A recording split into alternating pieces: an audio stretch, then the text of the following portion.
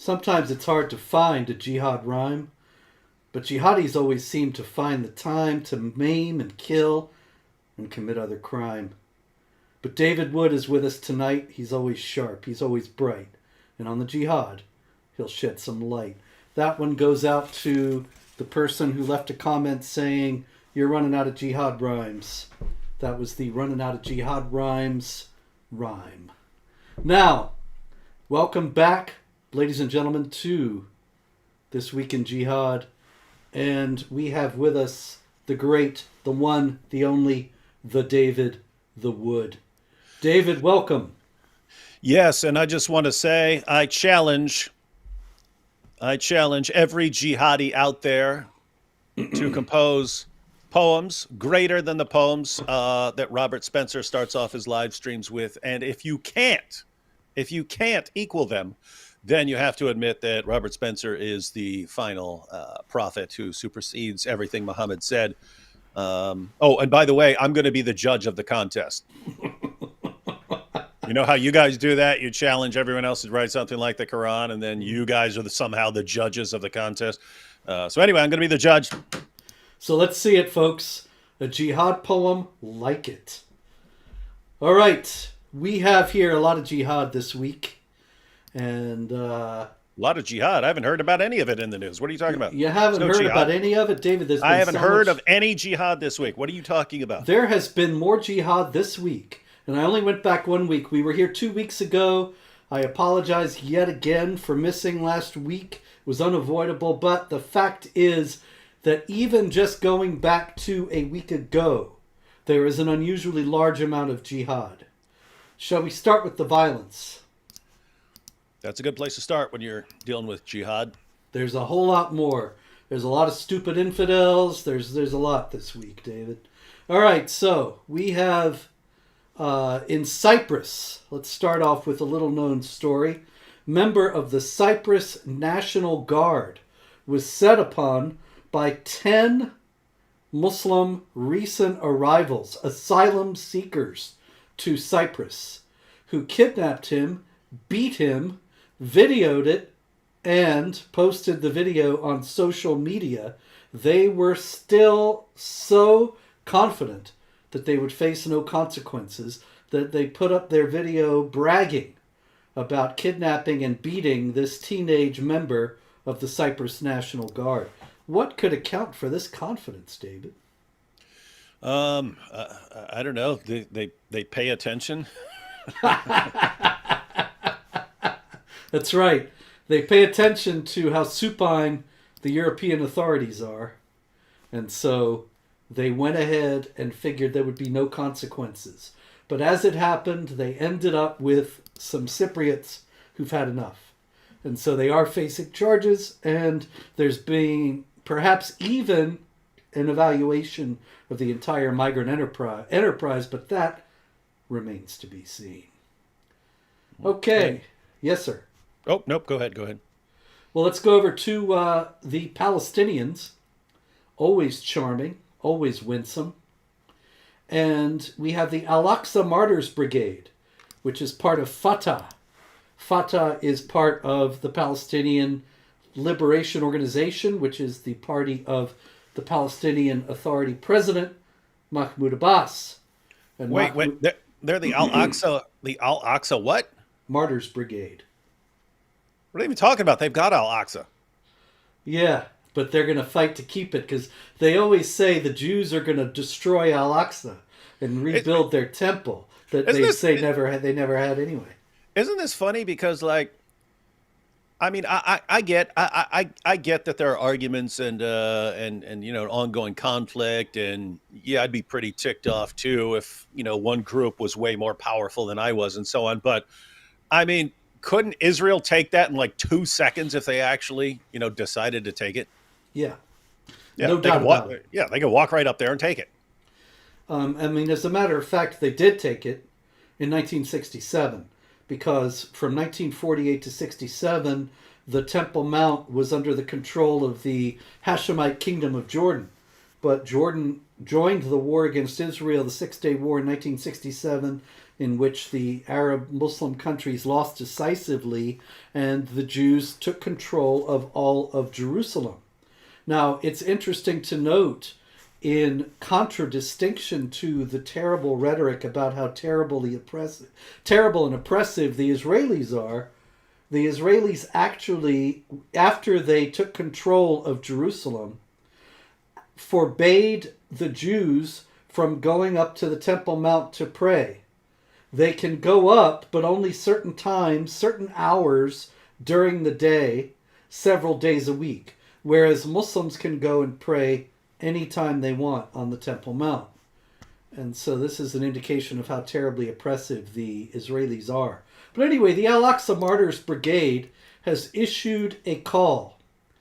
And the call started, oddly enough, with a quote from the Quran, chapter 8, verse 17.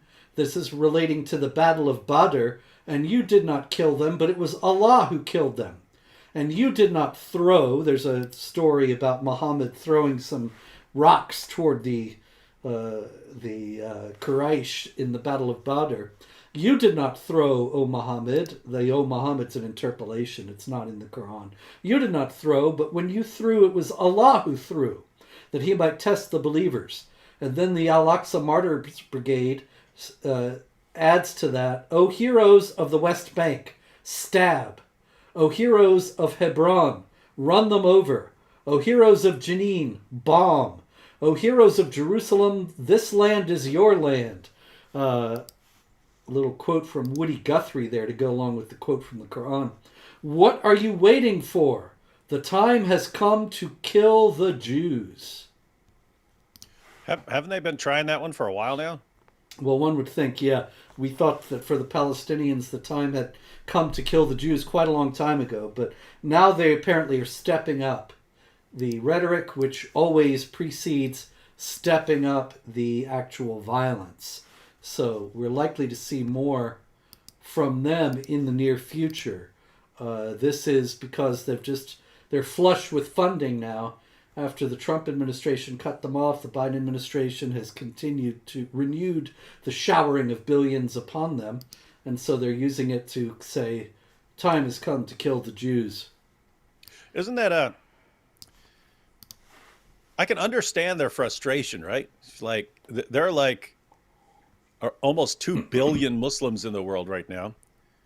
You've got, I don't remember the number. What is it, like 18 million Jews in the world? And so you got a certain number of people, you only have a certain number of them in Israel. But I mean, wouldn't it suck if like you're told, hey, you don't get your virgins until you go slaughter all these guys. You're like, we got 2 billion. They only got a few million. So this is going to be easy. And they like massively crush you every time. Isn't that weird? Yeah, you'd think that they would start to reconsider their theology, but no such luck, not yet. Okay, let us go to Germany. Germany is always good for some jihad, David. And bratwurst. Yeah, bratwurst and jihad. And then we will go to the beer garden. I tell you, I spoke in Germany like 10 years ago, and it was always a lunch engagement. And I was wondering, why did you set all these up that I would speak at lunch?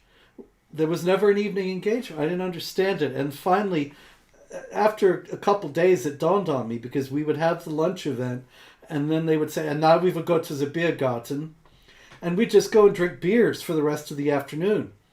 And I realized this is probably just how they structure everything in Germany. But anyway, Germany is now coming in for a massive restructuring, and the beer gardens may be threatened in their business. The German newspaper Bild, they reported that the Christopher Street Day parade in the city of Halle, Christopher Street Day being a pro-homosexual parade, several people were attacked by, and Bild calls them, a brutal group of thugs. And the victims suffered serious injuries. The brutal group of thugs was further described as people of a southern appearance. Do you think they were from Mississippi, David? Southern? A southern appearance. They was over there in Germany. They thought they'd break up that Christopher Street Day parade. Yeah. Oh. I just don't think that's the Southern they mean. Get her done, little doggy. Actually, they arrested 2 Afghans. One age 16 and the other 20. And so this is the glorious multicultural future that they are stepping into, where their leftist libertinism is going to run straight up against the mass numbers of Muslim migrants they have brought into the country. Hey, those leftist libertines need to equip themselves with some Quran and Hadith passages. So, for instance, if they want to roll with one of their, events or parades or something like that, they need to have this one handy from Sunan Abu Dawud, 5224. Abdur Rahman, quoting Usaid bin Hudayr, a man of the Ansar, said that while he was given to jesting and was talking to the people and making them laugh, the Prophet poked him under the ribs with a stick. The man said, "Let me take retaliation." Muhammad said, "Take retaliation. You take that retaliation." He said, "You are wearing a shirt, but I am not." So this guy's sitting around butt naked in front of Muhammad. The prophet then raised his shirt, and the man embraced him and began to kiss his side. Then he said, "This is what I wanted, Messenger of Allah." So Muhammad actually pulls up his dress and lets this guy smooch him all up and down his side. I'd have that in my hand. I'd print those up on cards and I'd be passing those out. Be like, "Hey, your prophet would be right here with us at this event." Some dude having all us dudes smooch him all over his milky white flesh. I do wonder if he was wearing Aisha's dress when that happened. Yeah, he walked around, he pranced around in his child bride's nightie. We've got these passages about him sucking on little boys' tongues. And Muslims always try to defend it. They actually say that Muhammad's spit had miraculous properties. So when he was sucking on little boys' tongues, it was to actually feed them, and the boys their bellies would be full after Muhammad would suck on their tongues for a little while. Well, that actually the same passages are used in India, where there have been lots of videos lately of Muslims preparing food and spitting in it. And the defense is the hadiths where Muhammad spits in food and everybody eats it because, of course, his saliva has miraculous properties. Yeah, I mean, imagine someone using that defense in court. Like, you catch him sucking on some little boy's tongue. Like, "Hey, what are you doing sucking on that little boy's tongue?" Like, my spit is miraculous. Like, what? Are you serious? Yeah, quite Welcome a gig. to Islam. It's a nice gig if you can get it. Mm-hmm. All right, we got serious jihad here, David. It's been a rough week. In Pakistan, interesting revelation about a story we covered earlier, the Jaranwala riots, where numerous churches and homes of Christians were destroyed by angry Muslims over an allegation of blasphemy that was ridiculous on its face, because the supposedly desecrated pages of the Quran were written on with the perpetrator's name and address. Yeah. Is everyone getting their minds? Is everyone getting their minds around that? So they find this desecrated Quran, and if you have a problem, hi, I'm a Christian. I'm over here. Here's my full name and address, and here's where I live. In case you want to come get me, and they go, "Oh, we'll show him for leaving us his name and address." Isn't that crazy? Like, I had a little experience of that in prison. I had a bunkmate once, and he starts screaming at the guard. He starts screaming out our cell at the guard, telling the guard that he's gonna smack him in the face. He's gonna do all this stuff to the guard, and shouting, "Hey, if you want to do something about it, come on down here and do something about it." And then all of a sudden, after hurling all these insults and abuse at this guard, challenging to come down and fight, he yells, "And if you got a problem with this is B24 bottom D Wood." And so he yells my name. And so I'm like, gosh, I hope this guard doesn't come down here and stomp me into the ground with like 20 of these dudes. But Yeah, fortunately, the guard is smart enough to realize, oh, some guy's yelling down here and saying what his name and bunk number is. It's probably not really him. It's probably some other guy joking. But the Pakistani mobs just aren't all that bright. Yes. Although, under international pressure, the Pakistani police have now had to admit that the whole thing was based on false accusations, and they have Shocker. actually arrested a couple of Muslims.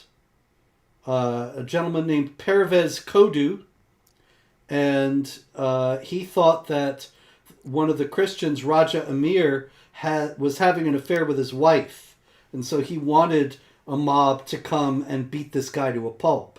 And so he actually tore the pages of the Quran himself and strewn them around Raja Amir's house.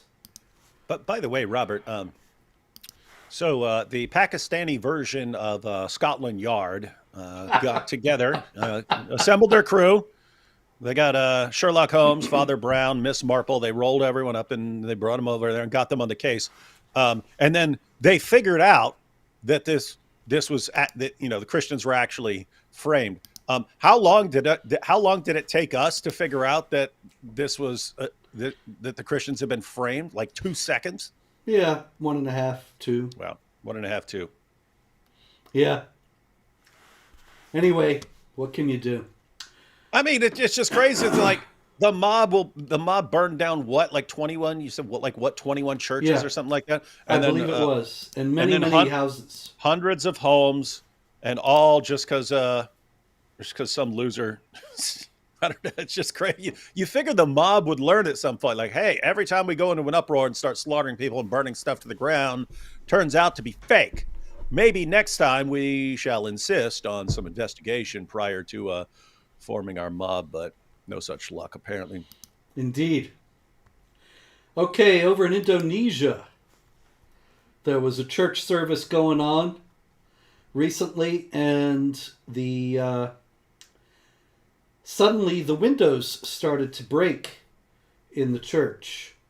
And it turned out that there was a Muslim woman outside who was breaking the windows of the church, Bethel Indonesia Church, in Jalan Banuaran, Nan 20 Village, Lubak Begalung Subdistrict in Padang. Say that 5 times fast. Anyway, then the woman's husband walks into the church. He's got a machete. And he says, if you don't stop this worship, I will slit your throats. Where does he get that idea? What, strike at their necks? I don't know. Yeah. I'll tell you right now, David, it was chapter 47, verse 4 of the Quran, as well as chapter 8, verse 12. And I'm saying this per request. There were several requests. Last week or 2 weeks ago, we did not give chapter and verse, and several people were saying, hey, you got to give chapter and verse, man. So see, it's funny, I do this stuff all the time. I think everybody knows 47:4 now. Mm-hmm. I could walk out on the street and say, hey, what's the behead them verse? And people would say, oh, it's 47:4, of course. But actually, there's still people who don't know. So anyway, yes, the Quran says, when you meet the unbelievers, strike the necks. We can actually do better than just quoting chapter and verse, because we have Muhammad Hijab's commentary on those verses when Muhammad Hijab was addressing some Quran only Muslims who said that they can know everything they need to know just from the Quran. Muhammad Hijab pointed out that the word for striking your wife there is the same for striking at the necks of the unbelievers. So he said, without the hadith to clarify some limits on how much you can attack and how much violence you could do to your wife, without the hadith for clarification. Side note, according to the hadith, you could beat your wife until her skin turns green. But without even that kind of limitation, Hijab pointed out that, if you're just reading the Quran, you'd think that you could chop your wife's head off for disobedience. And so pretty rough, considering the Quran brags over and over again about how clear it is. And according to Muhammad Hijab, it's like the least clear book in the universe. Uh-oh, is Muhammad Hijab a hypocrite? No, it's just I don't know I don't even know what to do when Allah constantly brags about how clear his revelations are, and then his followers come along and say, no, without all these other sources that come along centuries later, you can't understand what's in there. And it's like, oh, okay, so if I just have the Quran, if I convert to Islam and I'm in an area and all I have to go on is the Quran, according to Muhammad Hijab, you'd become a severe type of pedophile because his words, he said, a severe form of pedophilia, because you would assume that you can have sex with a 5-year-old. You don't have to wait until 9. That's you get things like that from the Hadith. But yeah, and then of course you would conclude that if your little 5-year-old bride is disobedient, you could chop her head off. Great. And this is Allah's eternal speech. This is like Allah had all eternity to get it exactly the way he wants it. And the exact way he wants it is for someone to look at it and go, I could saw my 5-year-old child bride's head off because she messed up my falafel. Yeah, I've got some stories like that. Let's see. I think the most egregious one is about Sarah Sharif. Now, the Sarah Sharif story has been going on for quite some time. This is Sarah Sharif. There she is, a little girl in the UK. And she was murdered by her family. It seems as if her father, Irfan Sharif, was the chief perpetrator. And it's not clear why she was killed. She was 10 years old. But what's noteworthy about it is that after she was killed, their lawyer of the family told the father and the stepmother that they ought to get out of Britain because they were going to be mistreated for being Muslims, since their daughter was missing at that time and later found dead.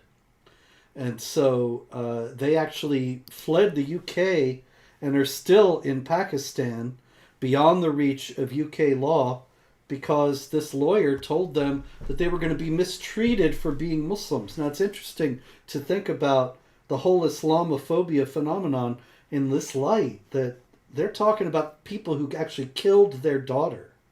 Now, why would they do such a thing, David? That's surely they must be extremists who are misunderstanding Islam. Yeah, I don't know the details, what details there are, and so on. But I mean, you have, even according to the Quran, that if someone is going to be a rebellious child, that it's a good idea to kill them before they grow up and rebel against their parents. And then you have this long tradition of honor killings. You can have other groups that have committed honor killings and so on, but there's a reason the vast majority of them come from Islamic countries. But yeah, they I mean, it's hard to think of applying rules about killing apostates and so on to little girls, but it's kind of the reason the practice has thrived under Islam. So honor killings predated Islam and so on, but it really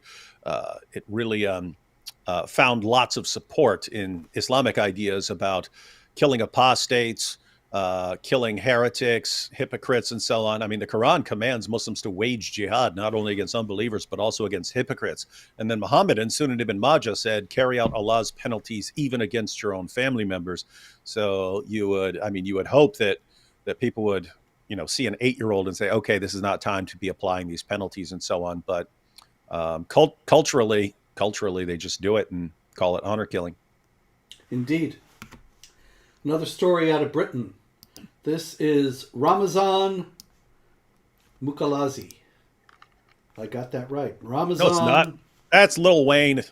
It's Ramazan Mukhalazi. And Ramazan Mukhalazi was actually deported 15 years ago from Britain for a vicious attack on a 21-year-old, a rape when she was on a night out in 2008. And Ramazan Mukhalazi was deported from Britain. The only problem is he did not leave. He stuck around. And he just brutally beat and raped a 66-year-old woman, also there in London. And now he has been sentenced to life in prison. But you got to wonder, maybe if he had been deported when he was first ordered to be deported, that this would not have happened. But why on earth? What's with the rape, David? Oh, that's that was one of Muhammad's big selling points for the religion. Um, Lots of, Muslims who haven't read their sources have these fantasies that Muhammad came along and he started preaching monotheism and he had won all these converts. He won very few converts just going around preaching Islam. It wasn't until his message changed to, hey, if you join me, and we go out and fight, either one of two things happens. You either get killed and you go to paradise and spend eternity deflowering virgins, or we win and you get to take home the guys we defeat. You get to take home their wives and daughters as your sex slaves. And so it's just built into their thinking. But wait a minute, Robert, this is the UK? Yes, sir. Wait a second. The same country that won't let you in. Weren't you going there to lay flowers on Lee Rigby's grave or something like that? That is correct. After he was brutally murdered in broad daylight. And then the guys stopped to do interviews and stuff like this about how they just brutally murdered this guy in front of everyone as they sat there watching. You were going to go there. No, you're too extreme. But Mr. already raped someone. He's good. He's okay. Yep. And it's not just in Britain either. This is Umar Ndiaye or something like that. And Umar is in France. Umar Ndiaye. Yeah, that seems to be his name. His nickname is the Monster of Cherbourg. And there he is, Umar Ndiaye. Kind of, when I put it over there, it looks like you're doing the show with him. Hey, Umar! Yes, I will kill you. Anyway, Umar Ndiaye, he raped a woman so brutally that she was in a coma for over a month. Actually, she's still in the coma. And the details are in the news story. It was a very brutal rape. I'm not going to read all this. It's just sickening. And he never expressed any empathy or remorse. And her father now, the victim's father, has now criticized the French government for not saying or doing anything about Umar Ndiaye. And as a matter of fact, the Secretary General of the Socialist Party, Olivier Faure, it was another guy. Hold on. Can't find him now. Leftist. Oh yeah, a politician, Damien Rieu, R-I-E-U. He actually criticized the father for pointing out the guy's name and saying, "Why do you keep calling him Umar?" Well, that's because that's his name. But Damien Rieu, being a leftist politician in France, was saying, "See, this is racist. You're just being racist." And the rapist's name could just as well be Francois or something. So why you keep calling him Umar? Well, his name is Umar. And is there any connection, possibly, David, between his name being Umar and the act in question? I think we've already covered that, but you could perhaps give us a little reiteration. Yeah, so it's pretty standard. If the prophet of your religion is a child molesting, murdering rapist, you're probably not going to have much of a problem with raping people, especially when the Quran calls unbelievers the worst of creatures. Allah has no love for unbelievers. I mean, so notice it's who cares? Whoever cares about these other people, and you can treat them however you want. But if it's any consolation to the victims of these vicious, violent rapes that keep happening. It's a small price to pay for diversity. Yes, we had a lot more diversity this past week. David, on Wizz Air. Wizz Air is a Hungarian budget airplane. Wizz Air. And and it was flying from Tel Aviv to London. And there was a guy on the plane who was walking, pacing back and forth from the front of the plane, right outside the cockpit, all the way to the back, and then back again, which aroused a little bit of suspicion. Then he attacked one of the crew members, and he started screaming, "Can't we all just get along?" Of course. No, he didn't actually. What do you... I know. I don't even want to ask. We all know what he was screaming, ladies and gentlemen, just in case this is the first time you've ever...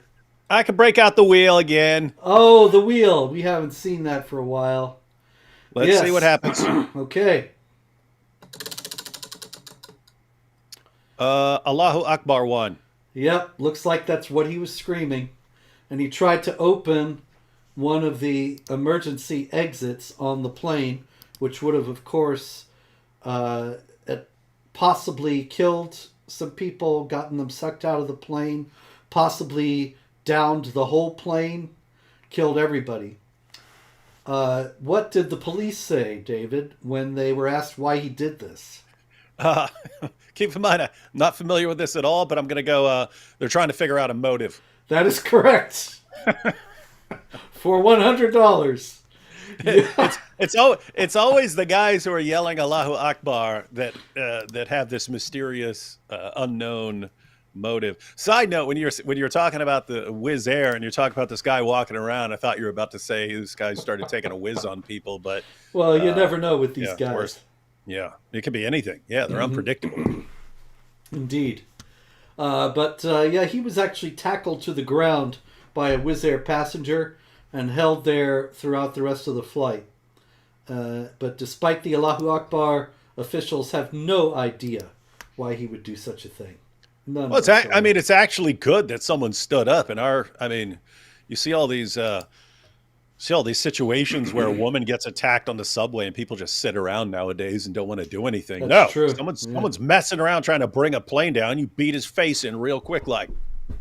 Anyone out there is taking a little jujitsu, maybe a little wrestling or something like that? It's a good time to get a little practice in. Yeah, it was this guy. We should give him his props here. Victor Troboloni, an Albanian who was on his way to visit his ailing mother in London. See that? An Albanian. An Albanian. He hadn't been forcibly westernized yet. Indeed. He still comes from a time when someone's trying to bring this plane down and assaulting the flight attendants. Maybe I should actually do something instead of sitting around watching. Indeed. But notice, Robert, people seem to get the idea, like that dude, and any sane person is going to read that. Yeah, this guy wants to bring this plane down. He's shouting Allahu Akbar. Someone needs to snatch him up and do something about it. But we try to deal with the ideology before it gets to that point, and we're the bad guys. Shame on us. Shame on us for trying to deal with the ideology so that you don't have the guy trying to bring the plane down. We are very bad guys, David. Shame on us. Yeah, it's incredible. I find it astonishing. Twitter had a little bit of a break there where they were allowing freedom of speech, but now they're bringing the restrictions back in accord with the hate group listings of groups like the ADL, and then Elon Musk goes to war with the ADL, and yet he's still implementing their stuff. I don't get it. But Elon, if you're listening, if you're watching the show, give me a call. By the way, I'm not too familiar with it. Is that one of those groups that, like the American Civil Liberties Union and like the Southern Poverty Law Center, at one point was doing good work and then just became like massively dominated by, political extremists of one variety?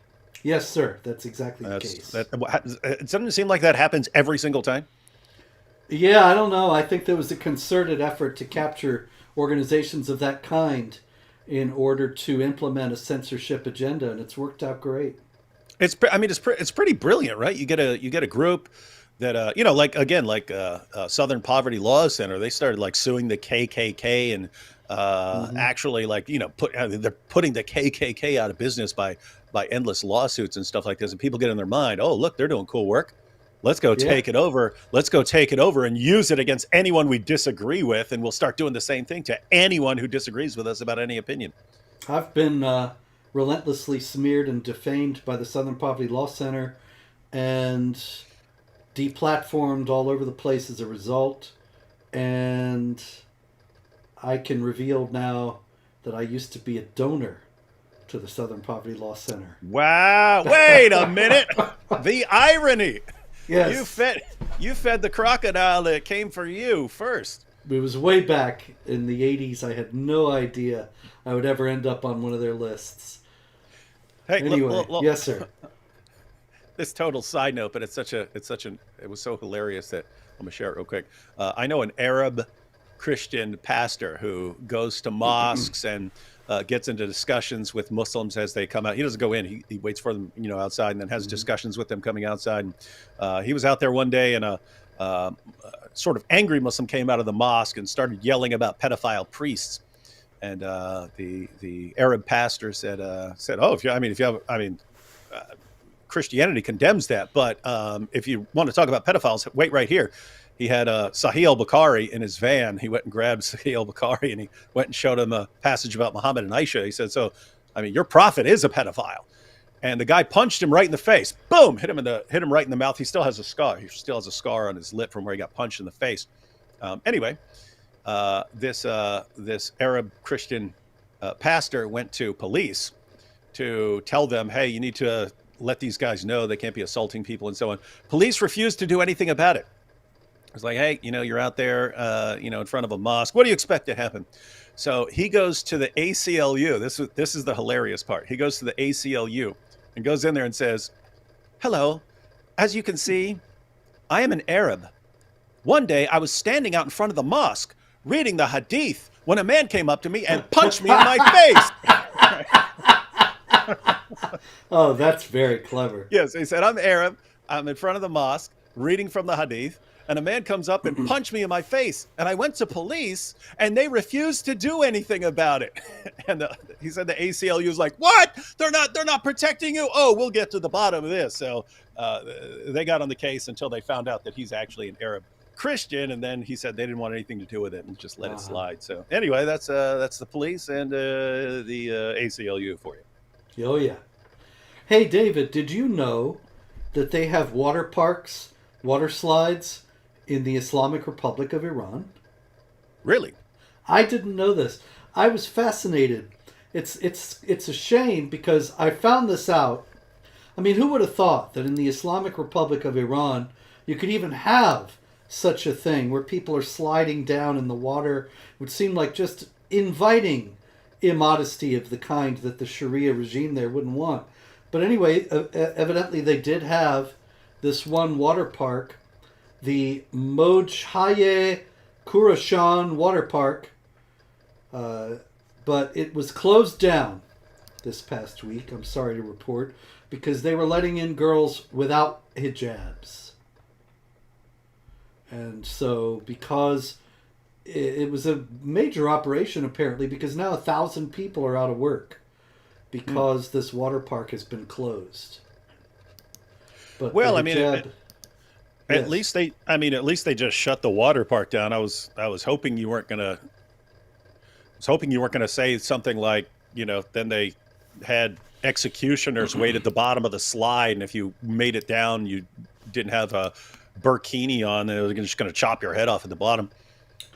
I wouldn't be surprised by that. The Islamic Republic has made it abundantly clear that they are operating on the basis of the Quranic directive, chapter 8, verse 60, folks, to strike terror in the enemies of Allah. And they're just going to terrorize their dissidents into submission But all Well, they it's did good. was close the water park. Well, it's good. It'll be good to see this government fall. Hey, wait a minute! Did we just hand them billions of dollars? Yes, Oh $6 billion for 6 hostages. That's $1 billion a hostage for you math experts out there. And it's only going to encourage more hostage taking because obviously if you can get $1 billion for each one, then yeah, it's an easy way to enrich your, guys. to strengthen your economy. If you tell me I'll get $1 billion for taking Robert Spencer hostage, I will take you. I will take you hostage, Robert. It doesn't even have to be a billion, like 500,000. I'll do it. I'll do it right now.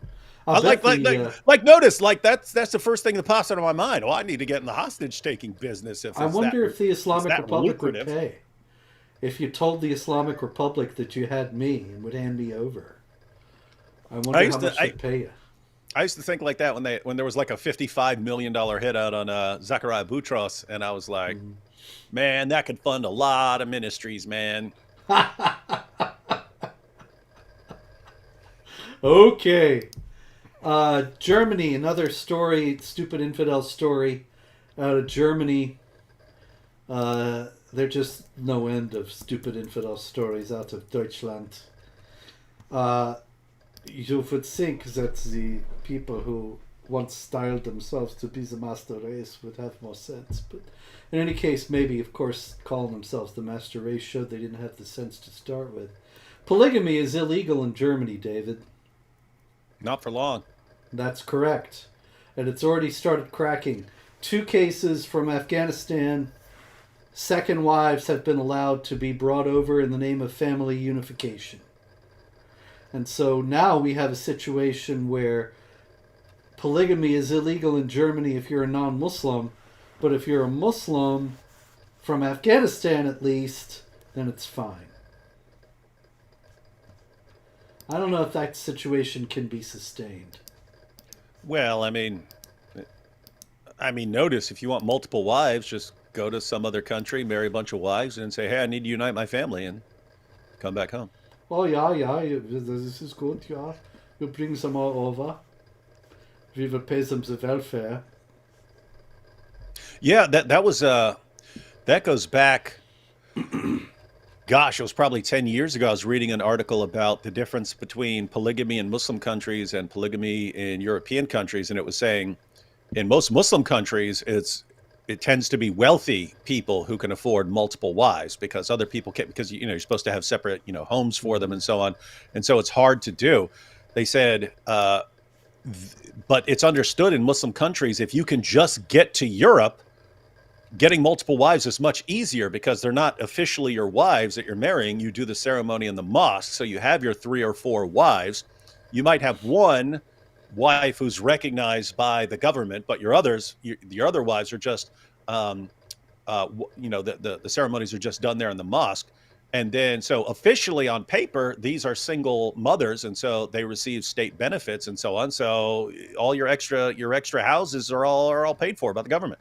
So it's understood. Hey, in my own country, I can't even hope to have 3 or 4 wives. But if I can just get over there, the government will pay for it all. Yep. Same thing happening in the United States, as a matter of fact. Oh, I've met people. I've met women who became the second or third wives of Muslim men over here. Do you remember a few years back in the Bronx, there was a house fire and a whole family was killed, and then it came out that it was a brownstone, and on the second floor lived wife number 1, and on the third floor lived wife number 2, and on the fourth floor was wife number 3, and the husband was on the ground floor, and he would just spend different nights with the different women.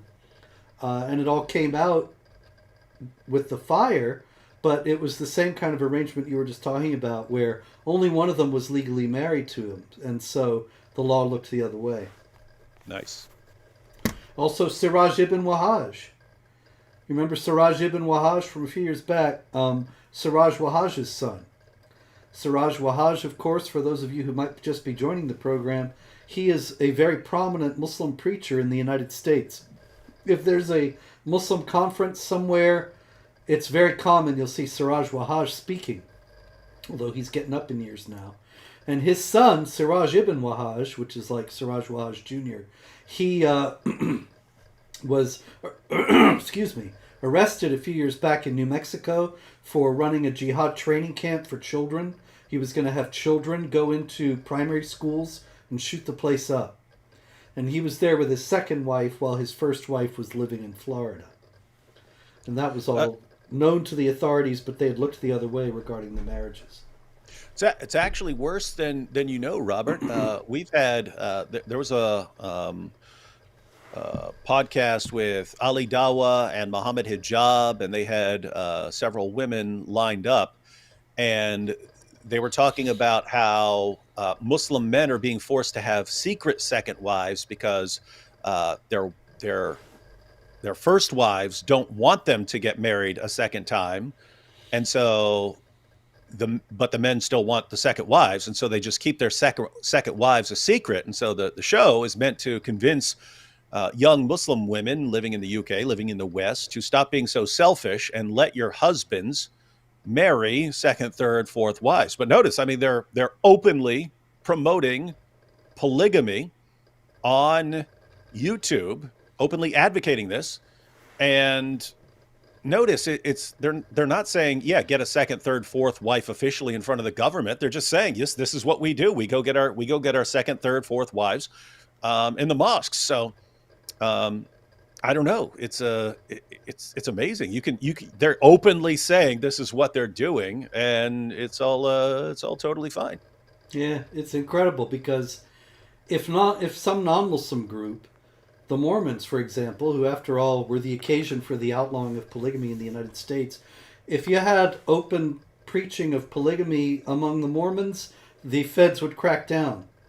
But on Muslims, no, not in the UK with Ali Dawa and Muhammad Hijab, and not in the United States either. Okay, terrible story out of Nigeria we should not pass by. This is Naim Danlami, who was a seminarian at a Catholic seminary, can't find the name of it, in Nigeria, and the Fulani Jihad terrorists stormed the seminary intending to kidnap people. Why would they want to kidnap people, David? Well, if it's men, you hold them for ransom, and if we know what happens to the women, because we've seen that over and over again. Indeed. And we see now with the hostage payment from the United States to Iran that kidnapping the men can be quite lucrative. But this one went wrong, and Naam Danlami was killed, and the seminary burnt down. This is all part of the ongoing jihad in Nigeria, where the jihadis are especially aggressive right now and gaining all over West Africa. There's a story out of Burkina Faso, right next door. Jihadis kill 53 members of the government security forces. And then in Mali, right there also, where's the Mali story? Muslims killed 49 civilians and 15 soldiers in separate jihad attacks. And so it's clear in Nigeria, in Mali, and Burkina Faso, the governments are not as strong as the jihad groups. The governments either cannot or will not stop them. And we've talked about this many times before, that, here in the U.S., we tend to think that, everything stands or falls with what the U.S. does and so on. But if you're looking at the actual expansion of Islam, you have, Muslims who come to the West and so on. But as far as like the domain that is under Islamic control, that is expanding. And the sort of dividing line right now as it expands westward is in Africa. And so you have kind of, lines like going through Nigeria and so on, where it's Muslims on one side and predominantly Christians on the other. And the jihadis want to keep pushing that line, keep pushing it farther west and farther south. And people, news agencies don't even report on this stuff. And if nothing happens, then 10 years, that line's going to be in a totally different place. 20 years, it's going to be in a completely different place. And the goal is to just push all the way down through Africa. It's important to note that this is how the Islamic world was created. As you noted, Muhammad attracted very few followers, and that has held true throughout the history of Islam. Of course, there are people in the West today and people all over the world who've converted to Islam because they actually think that it's true or attractive in some way. But the vast majority of people converted to Islam over the centuries because of the deprivations of not converting, of the second-class status for the non-Muslims in Islamic societies, and relentless attacks like what we're seeing now in Nigeria and its environs. And that was how the Islamic world that we think of today was created. Those were all majority Christian lands in the Middle East and North Africa. But then there were raids and kidnappings and killings and the subjugation of the non-believers, and on and on and on over 14 centuries until the areas of North Africa are 99% Muslim. And Egypt is 90% Muslim when it was almost completely Christian. So they're thinking long term, and Indeed. they And nobody is in the West. yeah. Here's an interesting instance, actually, of people not thinking in the long term. Again, out of Germany. Germany, like the other countries in Europe, has made a concerted effort to bring people back who left to join ISIS. And so they brought this woman back, a 34-year-old woman from Salzgitter. And she got back to Germany. Marcia is her name, so I suspect she's a convert to Islam. And she manufactured explosive belts and recruited wives as potential assassins to carry out a jihad attack at a festival near her area in Hildesheim. And so they brought her back out of humanitarian concerns, David. They figured, well, these women, they're in these camps, the Al-Hol camp in Syria and others, and it's terrible. They are German citizens. We must bring them back, yeah? And then they come back and plot a jihad attack. Yeah, isn't that amazing? I mean, people immigrate to Western nations, then, they preach and they have kids, and some people convert and so on. And then there's a call to join ISIS, and they go down and join ISIS, and then ISIS loses. And then, I don't know, people then go back to the UK and Canada and Germany and France, and they've been literally trained by ISIS to carry out jihad. What could go wrong? That's I tell you, I think that is an indication that we're going to see a whole lot more people like Marcia, and that they are going to be coming back to Germany, Sweden, UK, even the United States and Canada, and deciding, well, they're here, they can wage jihad here just as well. And we've mentioned a ton of times before that there are people who are sentenced to really big prison sentences because the governments know what they did and know if they killed people and so on. There are all these people who joined ISIS and the governments have no clue what they did, and so they only get charged with material support of a terrorist organization or something like that, and they get like 7 years, 8 years, or something like that. So those people are getting out. Those people are going to be getting out of prison. Indeed. And, what could go wrong? What indeed? David, here's another story about immigration to the West, mass migration. This is a nude statue. I'm sorry if I'm offending anybody by showing it, but it's been out there in Dresden for 47 years in Germany, but it has just been removed. The mayor of Dresden, Stefan Kuhn, he has removed it because, as it happens, it was outside a center for the processing of migrants from Afghanistan and Syria. And so Stefan Kuhn said, we do not want to offend the new Germans. Well, they should have put a burqa on it, left it there. Indeed. What is that statue in Denmark? Wasn't it in Denmark that somebody actually put a burqa on a nude statue and everybody was saying, oh, how Islamophobic, but Really, I mean, they could have left her there. In any case, the statue was carted off because, as is, I've often noted, the principle is always the same. In Muslim countries, you should conform your behavior to Islamic sensibilities. And in non Muslim countries, you should conform your behavior to Islamic sensibilities. Yes. We they're the center of the universe, and we all revolve around them. Yes, we just That live in works. it. It's their universe, we just live in it.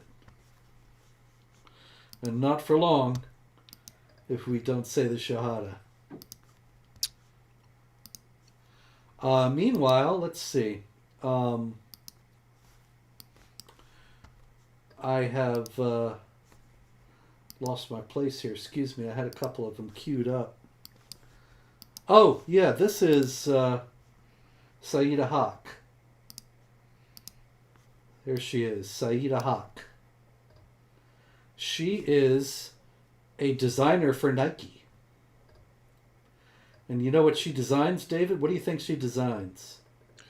Like head coverings or something. Correct. She does sports hijabs, uh, Nike hijabs anyway, hijabs with the little thingy, the swoosh.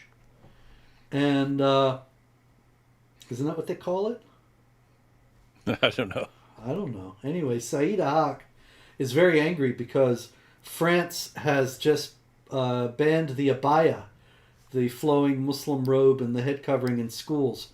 And she said the abaya ban in schools starts in September. So she's asking Muslim girls, send me a pic wearing it to schools because it's banned, you see. And she'll refund their order. She said, no, I'm sorry. And I might refund your order. And I thought, oh, that's clever. She gets everybody to buy her hijab and take it to school, wear it to school, send me a picture, and maybe I'll refund your order.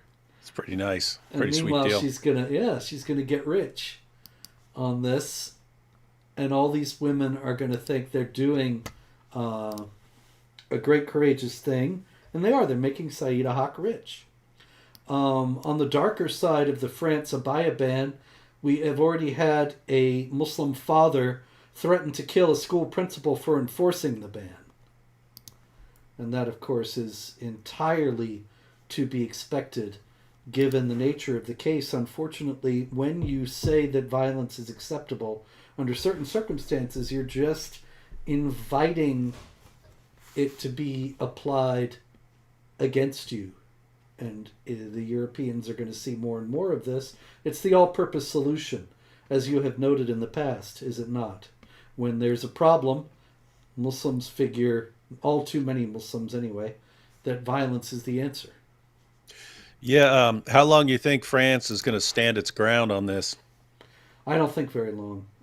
Denmark has already caved and adopted a blasphemy law outlawing the burning of the Quran. Sweden's likely to follow soon. And then France will be probably third to drop all this and allow the full coverings. And it's a weird situation because I would generally not like governments running around telling people what to wear and so on. But my goodness, you just like burned the country to the ground. Indeed. Quite recently. Yeah. And so one would And think that and it's built into their ideology. No, you do tell everyone what to wear. Okay, well if you're saying that governments do get to order people what to wear, then okay. not infidel governments. Yeah. Just us. We can tell you what to wear. You keep your mouth shut in return. It's always one way. Always, always. And this is something somehow the infidels never seem to understand. Let's see. There is lots more. There was an interesting sidelight, actually. Not your ordinary honor killing in Germany, but a father and son confronted and stabbed a young man on the street in Germany because they thought that the young man had offended the honor of their daughter and sister. So instead of killing her, they stabbed this fellow, her boyfriend, on That's the an street. That's an interesting twist. Normally Maybe they they go were, right. Normally they go right for the daughter, yeah, like right for the daughter. Ah, my daughter did what with some guy? Ah, she's dead. maybe Guys get a they free pass. these guys are moderates, I Yeah, they're guess. moderates. They kill the man instead of their daughter. Yes. All right. Well, we are running out of time. There's always more jihad, unfortunately, but we hope to catch you next week, God willing. And in the meantime, be careful, be watchful, but don't worry. Trust in the Lord and manifest the difference between your faith and that of Islam by being loving and peaceful. Good evening, good morning, good afternoon. Till next time.